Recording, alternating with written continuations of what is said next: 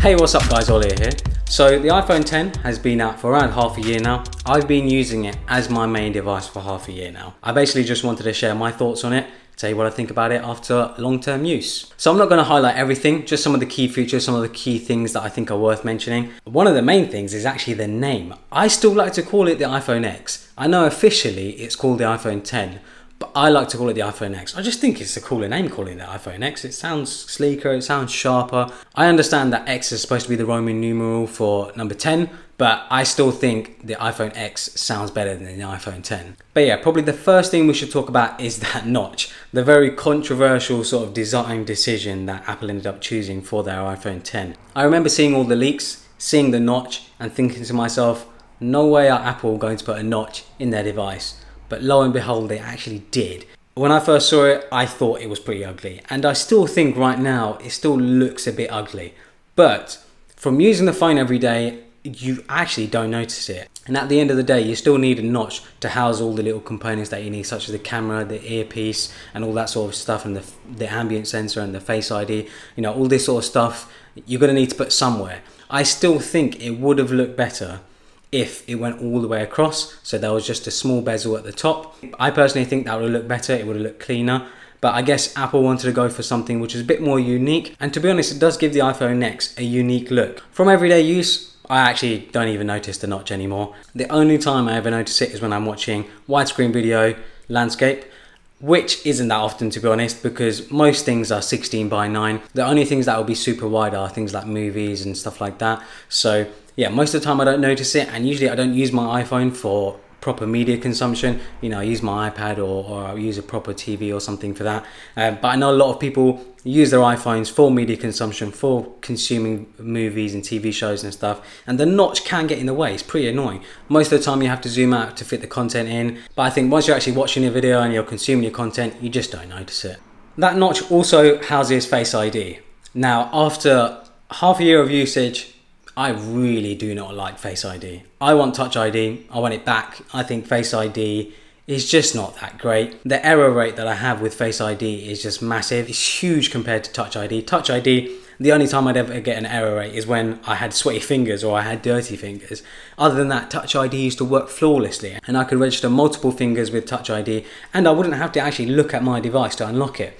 With Face ID, if I have it sitting on a desk or I have it sitting on a table, I sort of have to look over at my phone just to unlock it, which to be honest I think is a right pain. One of the biggest issues I have with Face ID is when I have my phone on a desk or on a table, say I'm working at my computer, I'll have my phone sort of off to the side, it won't unlock unless I purposely sort of look over at it, or I pick up the phone and make it look at me. When I was using Touch ID, I wouldn't have to do that. All I would have to do is just put my thumb or finger on the Touch ID sensor and it would unlock the phone easily and very, very quickly.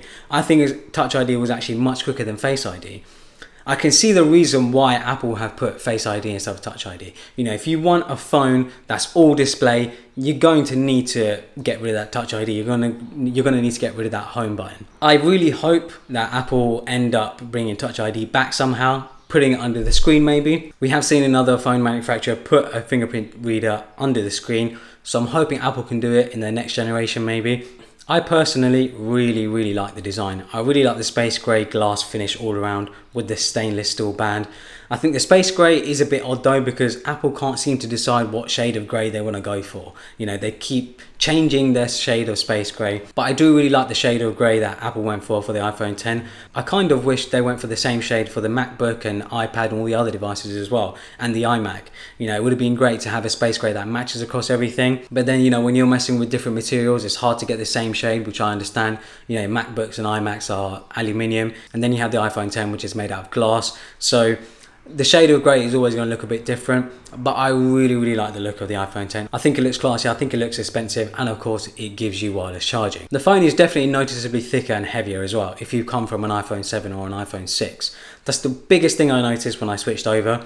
And to be honest, that's not an issue for me, because with the thicker phone you get a better battery life, and I found the battery life on the iPhone 10 to be actually very good. I can easily go through a day with moderate usage. If I'm playing movies and I'm playing games, of course the battery isn't going to last all day, but if you're just doing the odd phone call, messages, Instagram, all that sort of stuff, your battery will definitely last a day quite easily. I can take it off charge around 8 in the morning and I can go to bed around 11 or 12 and I'll have anywhere between 10 to 20% battery left, which I think is amazing. It's definitely noticeably better from the previous generation iPhone 7. With the removal of the home button, Apple of course had to implement some gestures. The swipe up gesture obviously takes you back to the home screen, and the swipe up and hold shows you your most recent apps. I found the gestures to be so easy to learn, so easy to use. They're second nature now. Whenever I use an older iPhone, I naturally seem to want to swipe up, and I realize, oh wait, there's a home button. You know, I don't need to swipe up. Those gestures have just become second nature. They're so easy to use, and I think Apple have done such a good job of implementing them. Same with obviously the recent apps. Accessing recent apps I found to be really quick. It's nice and easy. It's just as quick as double tapping the home button on the previous phones. One thing that came up a lot when the iPhone 10 launched was Animoji. Everyone was fascinated by Animoji. There were so many ads about it. There's so many different people trying it and stuff. But since this launch, I haven't sent an Animoji to anyone, and no one sent me an Animoji. At the end of the day, it is a gimmick. The amount of sort of marketing effort and the amount of sort of talk there was about it, I think it was just well overhyped. It's not even worth the hype. I don't even use it. I don't know anyone else that uses it.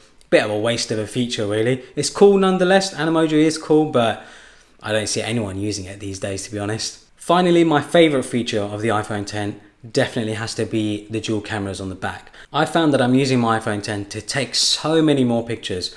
Make sure to check out my Instagram. I usually like to share pictures from the iPhone 10 and of course my Twitter.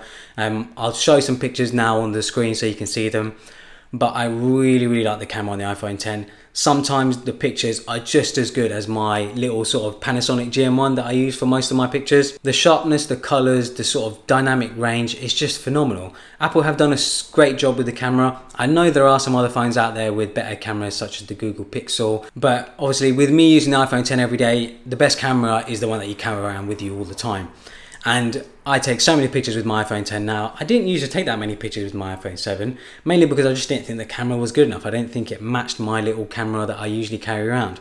But I found the iPhone 10 camera to be amazing. It's just brilliant. I like to use portrait mode a lot. Not just for taking pictures of people though. I like to use it for things like product photography, cars, and other sort of similar things where I just want to add some sort of depth of field when it comes to the picture. It is fantastic. It works really well. It's not perfect though. You can definitely tell when a picture has sort of lots of little details around the edges that it can miss the mark a little bit.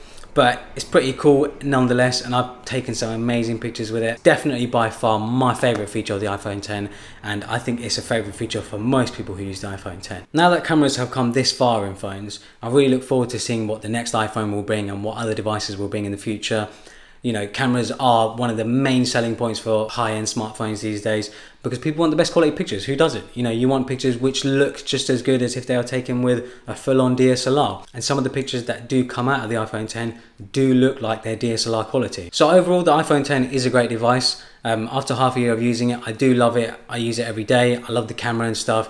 My only issue with it is Face ID. I really do hope that Apple maybe change it, make it better, or ideally bring back Touch ID. I just think Touch ID was much better, was much faster, and was much more reliable. But yeah, fantastic phone. Happy with my purchase so far. Even if it does cost £1,000, $1,000, it is a lot of money for a phone. Unless you're someone who likes to be on the bleeding edge of technology, most people will probably be better off with an iPhone 8 or an iPhone 8 Plus. You know, the iPhone 10 is for people who just want the latest and greatest. To me, I think it is worth $1,000, but at the end of the day, that is still $1,000. It's a lot of money for a phone. Hopefully you guys enjoyed this video. Make sure to subscribe. Follow me on Twitter and Instagram. I'll leave a link in the description. And thanks for watching.